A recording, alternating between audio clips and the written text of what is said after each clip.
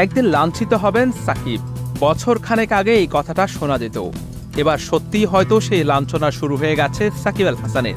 বৈষম্য বিরোধী আন্দোলনকে কেন্দ্র করে চলমান পরিস্থিতি নিয়ে নীরব থাকায় তাকে অনেক সমালোচনার মুখে পড়তে হয়েছে। এবার আর্থিকভাবেও ক্ষতির মুখে পড়লেন সাবেক এই নাম্বার 1 অলরাউন্ডার। সাকিবের সঙ্গে বিজ্ঞাপনের চুক্তি বাতিল করল ডি স্মার্ট কোম্পানি। প্রতিষ্ঠানটির ম্যানেজিং ডিরেক্টর মাইনুল হাসান দুলন রোববার রাতে তার সঙ্গে সব ধরনের চুক্তি বাতিলের ঘোষণা দিয়েছেন। একসময় স্লোগান উঠত, বাংলাদেশের জান, বাংলাদেশের প্রাণ সাকিব আল হাসান। তার কারণ নিশ্চয়ই অমূলক নয়, তাকেই যে দেশের ক্রিকেটের সবচেয়ে বড় পোস্টার বয় হিসেবে জানে সারা বিশ্ব।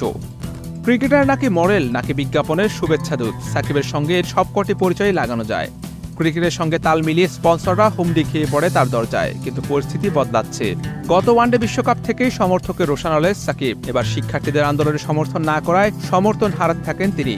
সমর্থন হারানোর পর এবার শুরু হলো স্পন্সর হারানো। সাকিবের সঙ্গে বিজ্ঞাপনের চুক্তি বাতিল করেছে ইউনিফর্ম সাপ্লায়ার প্রতিষ্ঠান D smart solution limited company.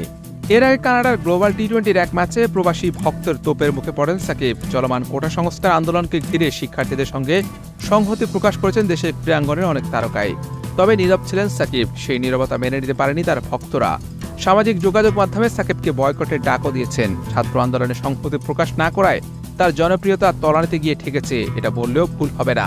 Idol থেকে সাকিব পরিণত হয়েছেন ঘৃণার পাত্রে।